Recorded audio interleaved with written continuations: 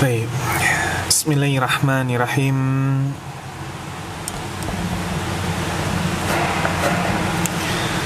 Bismillahirrahmanirrahim. Assalamualaikum warahmatullahi wabarakatuh. Alhamdulillah. Alhamdulillahilladzi bi ni'matihi tatimmus shalihat wa bi fadlihi ihtadal muhtadun.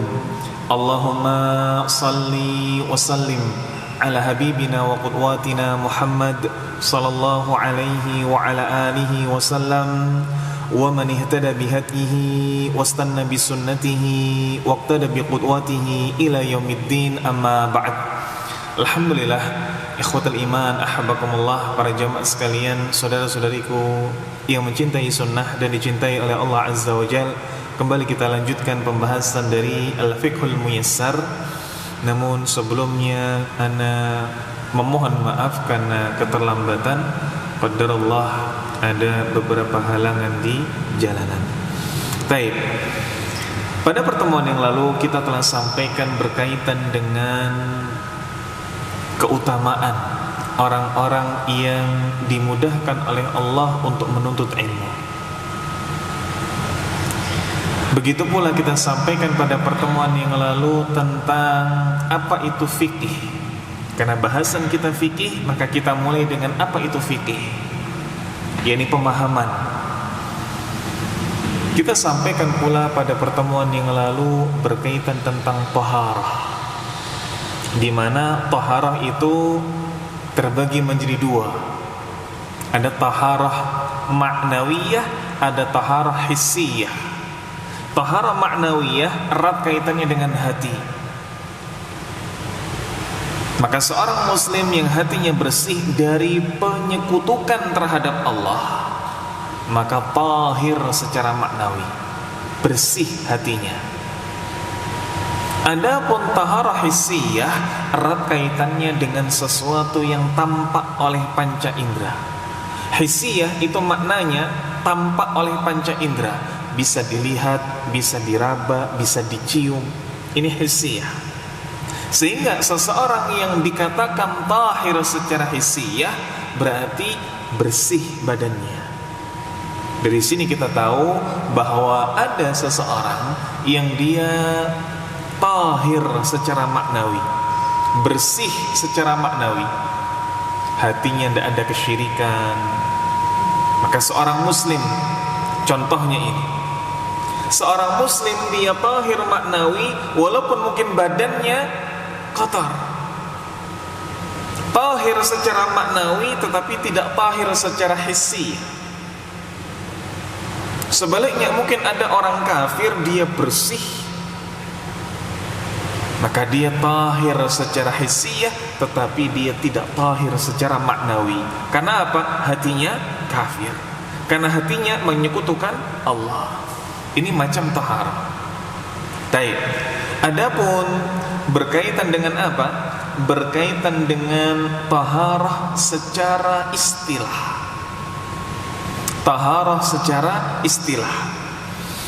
Maka disebutkan oleh para ulama yang disebut dengan taharah istilahi, taharah secara istilah, yakni raf'ul hadath wa zawalul khabath, menghilangkan hadas dan menghilangkan khabath. Maksud dari menghilangkan hadas adalah menghilangkan apa-apa yang kotor dalam diri kita. Erat kaitannya dengan diri. Sementara menghilangkan khabath, yang dimaksud khabath di sini najis.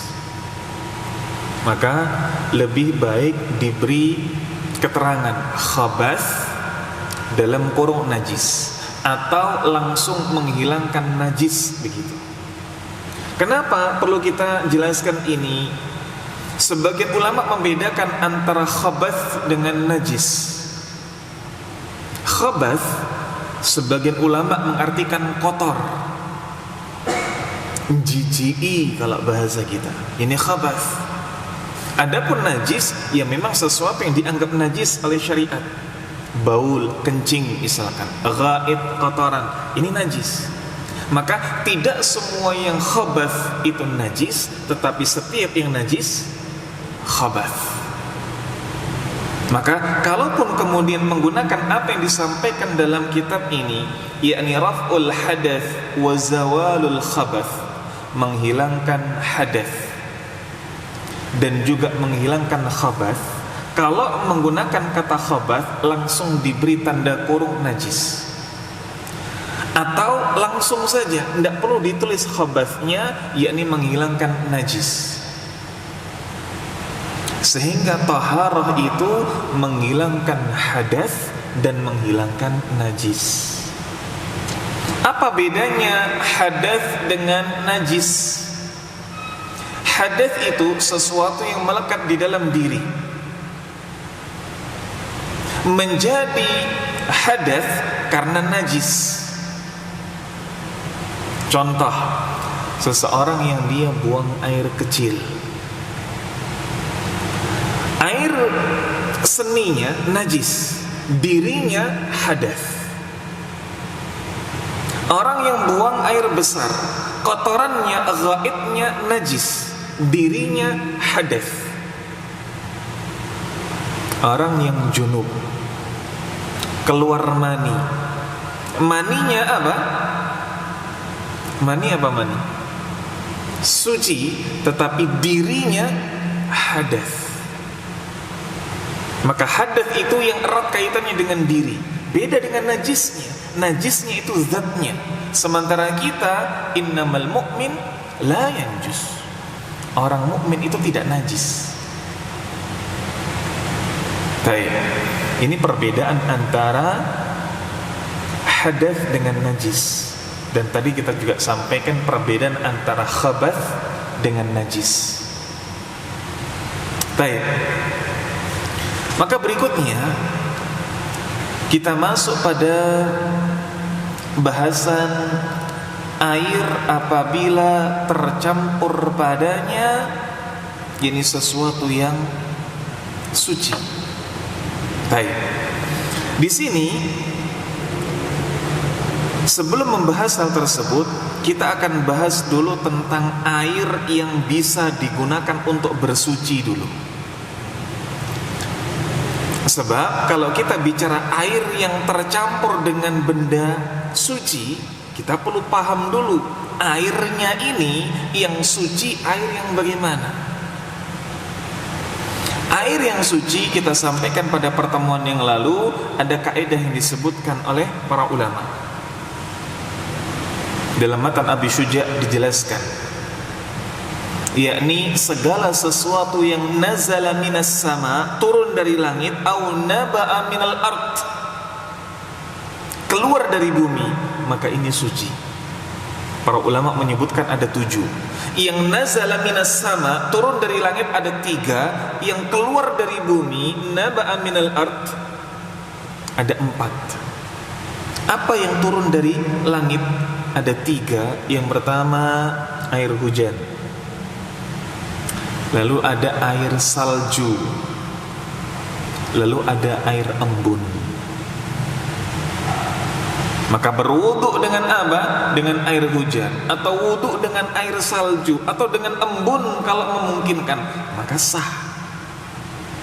Ini 3 air yang dihukumi suci karena turun dari langit, atau yang keluar dari bumi. Ada 4 yang disebutkan oleh para ulama. Yang pertama air laut, yang kedua air sungai, yang ketiga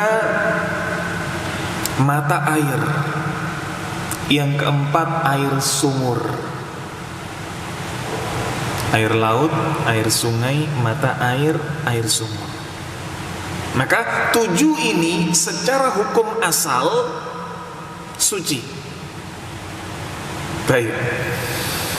Sehingga ikhwatal iman ahabbakumullah, para jamaah sekalian, saudara-saudaraku yang mencintai sunnah dan dicintai oleh Allah Azza wa Jalla, ketika disebut air suci, yakni al-ma'ut tahur, ini pasti dia memiliki dua kriteria. Apa itu?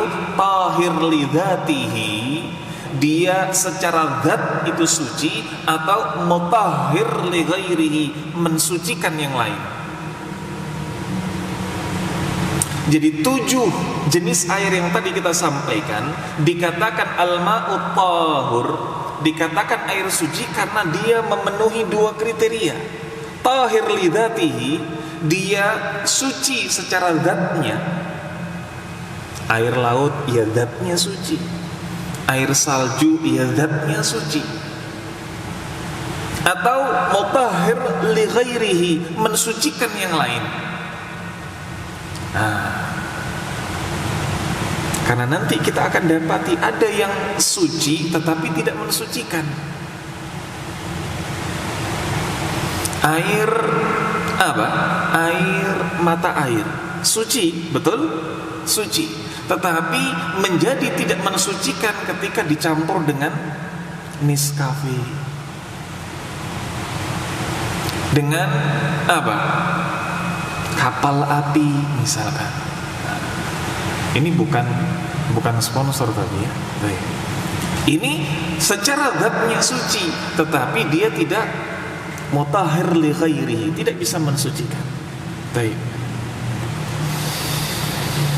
Berikutnya, ikhwatal iman, ahbakumullah, para jemaah sekalian, saudara-saudariku yang mencintai sunnah dan dicintai oleh Allah Azza wa Jalla.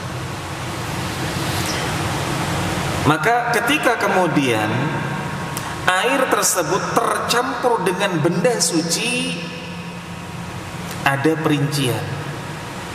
Kalau tercampur dengan benda sucinya seperti kopi, seperti teh, seperti susu, sehingga merubah sifat air tersebut, tidak bisa lagi dikatakan air, tidak bisa digunakan untuk bersuci. Air ketika dicampur dengan kopi, orang menyebutnya kopi. Air ketika dicampur dengan teh, orang menyebutnya teh. Sudah bukan air lagi. Maka walaupun tercampurnya dengan benda suci, tidak bisa mensucikan. Namun di sana juga ada rincian lainnya. Kalau tercampurnya dengan benda suci tersebut sesuatu yang masih tampak zat airnya, sesuatu yang masih bisa disebut air. Contoh, ketika air dicampur dengan bidara, daun bidara, potongan daun bidara, seperti ketika dipakai untuk mengkafani atau memandikan mayit, maka secara zat masih disebut dengan air. Atau mungkin air yang dia kejatuhan dedaunan, masih disebut dengan air. Maka ketika tercampur dengan benda suci lainnya seperti ini, tidak merubah sifat air, dalam artian zat airnya masih bisa dikatakan air, bukan dikatakan kopi, bukan dikatakan teh, bukan dikatakan susu, maka masih bisa digunakan untuk bersuci. Apa dalilnya? Dalilnya adalah sabda Nabi sallallahu alaihi wasallam kepada para sahabiah tatkala memandikan jenazah dari putri beliau sallallahu alaihi wasallam. Beliau mengatakan ighsilha thalathan aw khamsan aw akthar min dhalik in ra'aytunna dhalika bima'in wa sidrin. Cucilah yakni jenazah tersebut 3 kali, 5 kali atau lebih dari itu dengan air dan juga sidr. Apa sidr itu? Bidara. Maka mandikanlah jenazah tersebut 3 kali, 5 kali atau lebih dengan menggunakan bima'in wasidrin, dengan air dan daun bidara. Maksudnya, apakah kemudian digerojok air lalu kemudian ditaburi bidara? Anda, daun bidaranya dicampur ke dalam air. Tetapi hukum air yang dicampur dengan bidara Beda dengan air yang dicampur dengan teh, air yang dicampur dengan kopi. Itu jadinya teh, jadinya kopi. Tapi kalau dicampur dengan apa?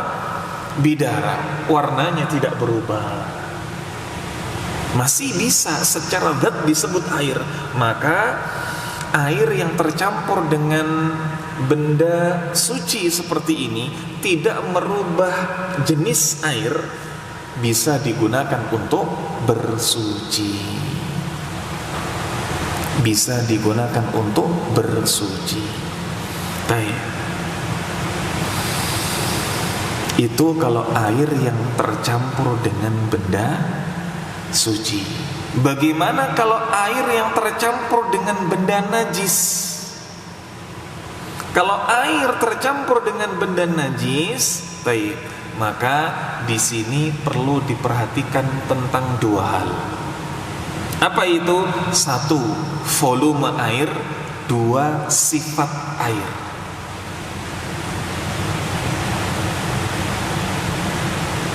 Air kalau tercampur dengan benda najis, maka dua hal ini harus dipahami.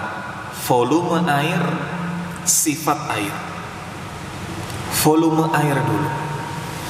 Air itu disebut air yang banyak kalau di atas 2 kullah. Sebaliknya, air disebut air yang sedikit kalau di bawah 2 kullah. Ini tentang volume. Kalau air itu 200 liter ke atas, 2 kullah kalau dikonversikan secara mudah kurang lebih 200 liter. 200 liter ke atas disebut dengan air banyak. Di atas 2 kullah. Di bawah 2 kullah, seperti ini. Di bawah 2 kullah disebut air sedikit. Ini air sedikit. Apalagi kalau dikurang. Bismillah.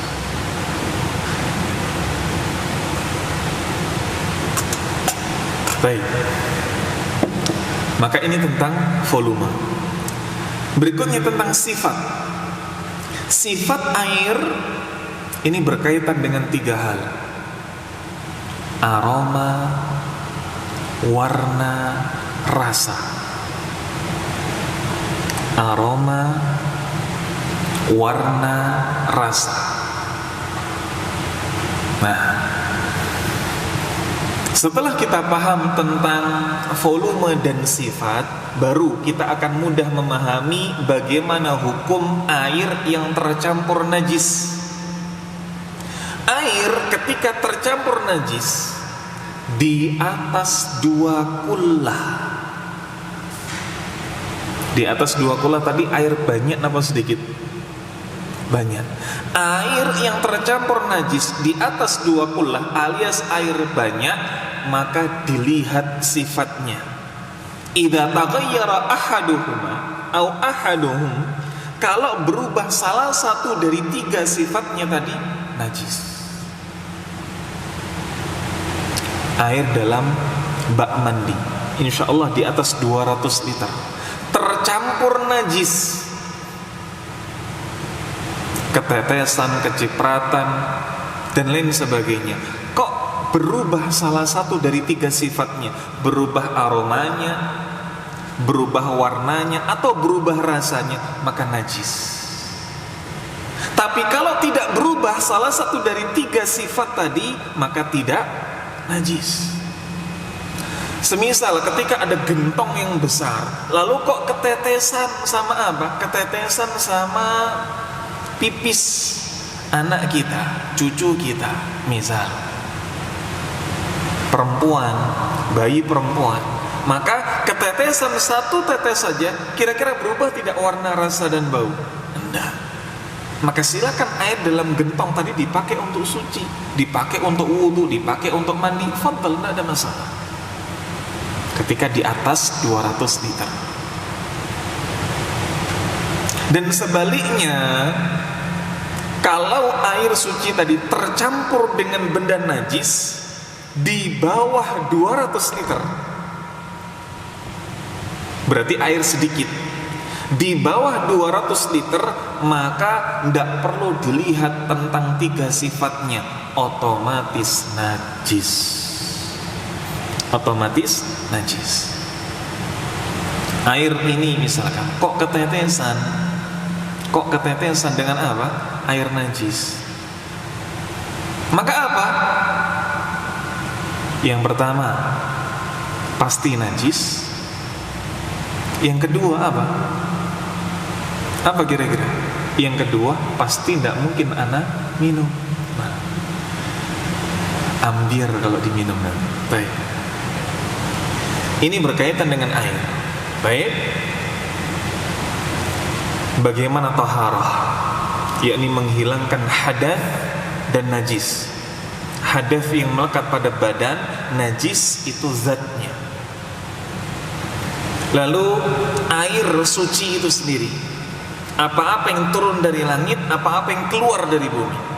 Ada 7 yang disebutkan oleh para ulama. Dari air suci tadi, ketika tercampur dengan benda suci lainnya, maka ada perincian. Kalau memang benda sucinya ini merubah sifat air,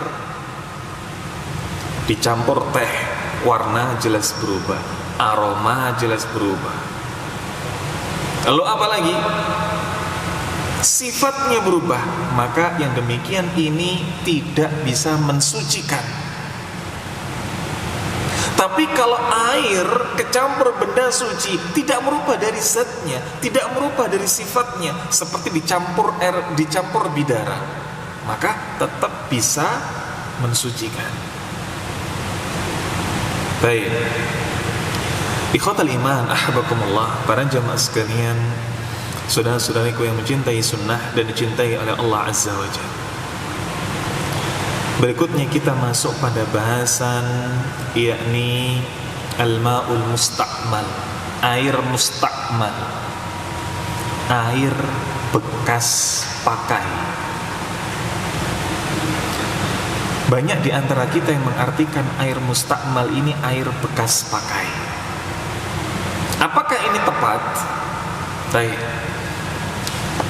Definisi yang tepat tentang air musta'mal itu air yang satu, dia jumlahnya sedikit dan dia bekas bersuci. Ini yang dikuatkan oleh banyak ulama. Jadi air musta'mal itu bukan cuma sekedar air bekas. Bekas apa dulu? Kalau bekas nyuci mobil bukan disebut air musta'mal. Bekas cuci piring tidak bisa disebut air musta'mal. Menurut pendapat para ulama yang kuat, air musta'mal itu air yang satu, kecil, sedikit, berarti jumlahnya berapa? Di bawah 200 liter. Dan bekasnya bekas bersuci, bekasnya bekas wudhu. Ini baru disebut air musta'mal.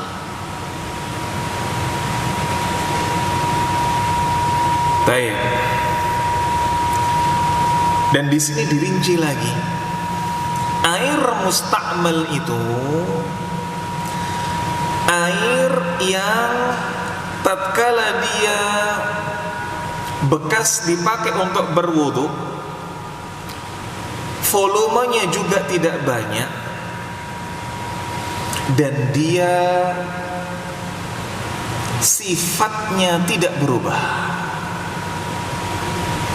Warnanya tidak berubah, aromanya tidak berubah, rasanya tidak berubah, maka yang demikian ini sah, boleh digunakan untuk berwudu kembali. Boleh digunakan untuk berwudu kembali. Sebaliknya, kalau kemudian air musta'mal tadi bekas wudu,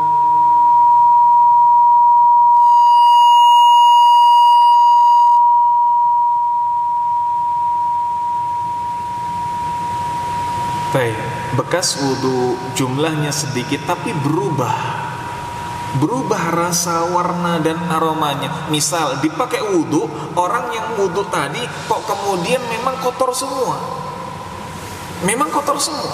mungkin baru dari sawah dan lain sebagainya, maka tidak bisa air tersebut digunakan untuk wudhu lagi. Tapi kalau air mustakmal tadi tidak berubah sifatnya, boleh dipakai untuk berwudhu.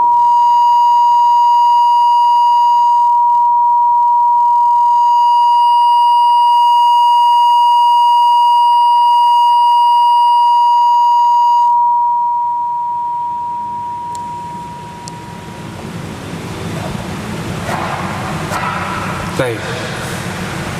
Apa landasan dalilnya? Landasan dalilnya adalah hadis yang disebutkan anna Nabi sallallahu alaihi wasallam idza tawaddaa kadu yaktatiluna ala wudu'ihi. Nabi sallallahu alaihi wasallam itu kalau beliau berwudu maka sahabat gempar. Tapi gempar di sini dalam konotasi yang positif. Apa maksudnya? Disebutkan di sini kadu yaktatilun. Kadu yaktatilun. Hampir-hampir saja para sahabat itu seakan-akan saling bunuh-bunuhan. Karena apa? Rebutan air bekas wudhu Nabi. Maka kalau kemudian air mustakmal yang notabene adalah air bekas wudhu, jumlahnya sedikit, dikatakan najis, mungkin tidak sahabat ini rebutan? Tidak mungkin.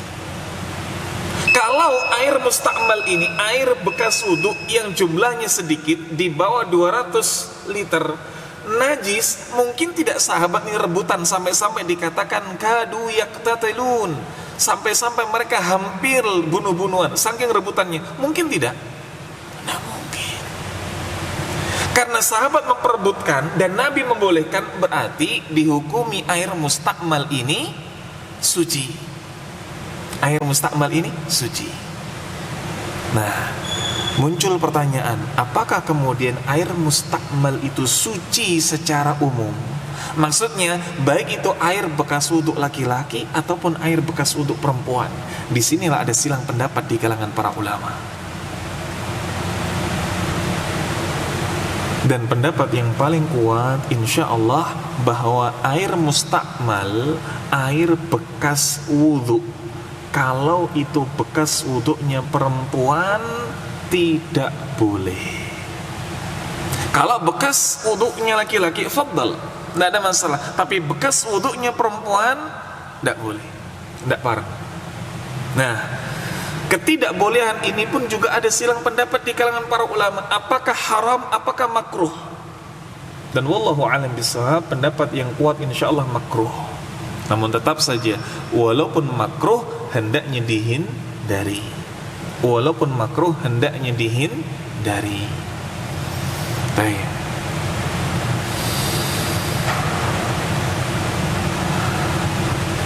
Sudah masuk waktu ya. Baik. Fadal dikumandangkan dulu adzan, nanti setelah adzan ada tanya jawab. Wassallallahu ala nabiyyina wa ala alihi wa sahbihi wa mawalah. Assalamualaikum warahmatullahi wabarakatuh.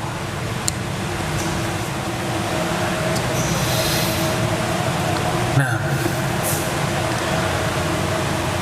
ada pertanyaan berkaitan dengan apa yang kita sampaikan tadi, taharah secara makna. Lalu kemudian ada air suci. Lalu kemudian ada air suci yang tercampur air suci. Air suci yang tercampur dengan najis. Dari ini semua ada pertanyaan? Fadhal. Izin Ustaz, tanya Ustaz. Kalau air yang diperas dari baju yang basah mungkin atau anduk gitu, dan air keringat, air yang diperas dari baju yang basah atau dari anduk atau air keringat gitu, apakah suci dan mensucikan atau gimana Ustaz penjelasannya? Baik. Alhamdulillah wassalatu wassalamu ala Rasulillah wa ala alihi wa sahbihi wa mawalah wa la hawla wa la quwwata illa billah. Bagaimana air yang diperas dari handuk atau diperas dari pakaian, ketika diperas keluar, baik, air ini suci atau tidak? Baik, sebuah Pertanyaan, air yang demikian ini dari apa yang tadi kita sampaikan termasuknya air mustakmal atau bukan? Maksudnya air mustakmal atau bukan? Hah? Bukan. Kenapa? Sebagian di antara kita mengatakan air mustakmal air bekas. Tapi ini kurang tepat. Air mustakmal itu bekasnya bekas apa dulu? Bekas bersuci, jumlahnya sedikit. Boleh dipakai lagi ketika tidak berubah sifatnya. Maka bukan air bekas secara umum, bekas cuci mobil, bekas cuci piring. Ini tidak disebut dengan air mustakmal. Tetapi bagaimana tentang pertanyaannya? Kalau kemudian air itu didapatkan dari perasan handuk, air itu didapatkan dari perasan apa? Dari perasan keringat. Suci tidak ini? Jawabannya suci. Keringat-keringat kita sebagai seorang mukmin najis atau tidak? Tidak. Innal mu'min la yanjus. Mukmin itu tidak najis. Maka boleh. Cuma satu pertanyaan berikutnya. Memangnya mau dipakai apa?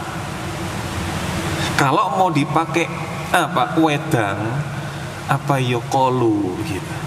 Kan enggak. Makanya tadi di awal kita sebutkan ada khabath, ada najis. Ini beda. Yang disebutkan dalam Al-Fiqh Muyassar di sini tentang taharah, yakni apa-apa yang menghilangkan hadas dan menghilangkan khabath. Perlu tadi kita rinci, yang dimaksud menghilangkan hadas dan khabath ini najis. Karena para ulama ada yang membedakan khabath dengan najis. Khabath ini yang kotor, menjijiki, seperti tadi air perasan dari handuk, perasan dari kaos, apalagi habis dipakai futsalan, diperes. Ini khabath, menjijiki, tetapi tidak najis. Nah, wallahu a'lam bishawab. Ada pertanyaan lain? Monggo Bapak. Kalau misalnya di daerah pantai itu banyak pohon-pohon seperti pohon Cina, itu airnya berubah, warnanya berubah, dan kemudian rasanya juga ada rasa, karena dia kan getah. Sementara itu hampir rata-rata masyarakat itu cuma itu adanya air itu. Kalau misalnya mau bisa berwudu pada misalnya daerah Aburan gitu, tapi kan itu dia jalan Baik, Masya Allah. Alhamdulillah wassalatu wassalamu ala rasulillah wa ala alihi wa sahbihi wa mawalah wa la hawla wa la quwata illa billah. Berkaitan dengan air yang secara sifat ada pencemaran di situ. Seperti ketika di sekitar pantai ada air-air yang tercampur, entah mungkin dengan getah atau yang semisalnya, atau kalau mungkin di daerah padat penduduk,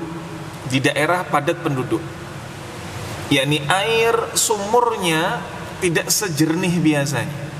Atau contoh misalkan bagi kita yang pernah tinggal di Surabaya, air di Surabaya itu keruh. Air di Surabaya rata-rata keruh. Kita buka keran air itu, buka yang turunnya jernih, keluarnya jernih jarang sekali. Ini air di daratan-daratan rendah seperti ini. Bagaimana yang seperti itu? Apakah boleh untuk berwudu? Apakah boleh untuk bersuci? Apakah statusnya adalah suci dan mensucikan? Jawabannya iya. Jawabannya iya. Sehingga ketika memang air sumur, kita ngebor sumur, kok keluarnya itu tidak bening, budak-budak sedikit begitu, maka statusnya suci mensucikan.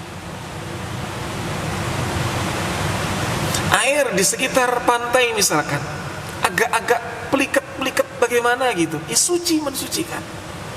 Air di daratan rendah, padat penduduk, ngebor keluarnya keruh, suci mensucikan. Kenapa? Karena masuk dalam masuk dalam hukum asal air yang turun dari langit atau keluar dari bumi.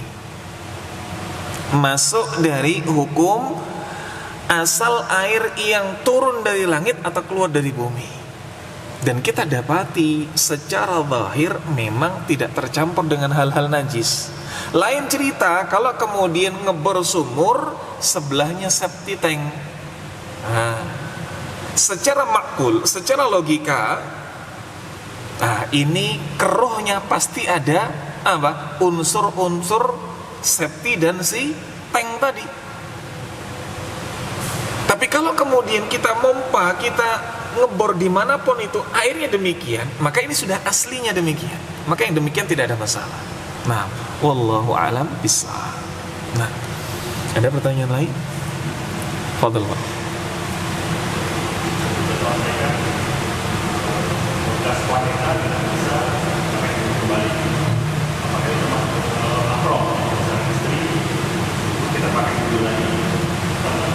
Baik.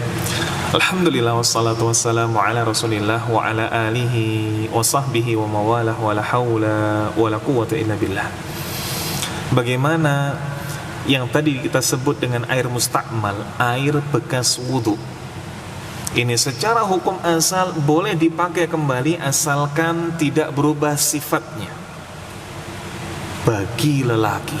Adapun bagi wanita ada silang pendapat di kalangan para ulama. Intinya terlarang. Terlarangnya ada yang haram, terlarangnya ada yang makruh. Apakah ini termasuk pula pada mahram kita? Ibu misalkan, adik misalkan, dan lain sebagainya. Jawabannya iya. Kenapa demikian? Tadi kita sampaikan ini bagaimana ketika Nabi SAW berwudu, sahabat gempar. Kadu yaktatilun. Hampir-hampir mereka itu seperti saling bunuh-bunuhan, saking rebutannya. Tidak peduli mungkin ada yang kesekut, tidak peduli mungkin ada yang kena dan lain sebagainya. Rebutan karena tabarruk, ngambil barakahnya. Ada dalilnya berkaitan dengan laki-laki dan tidak ada satu dalil berkaitan dengan air mustakmal perempuan. Tidak ada dalil tentang air mustakmal perempuan.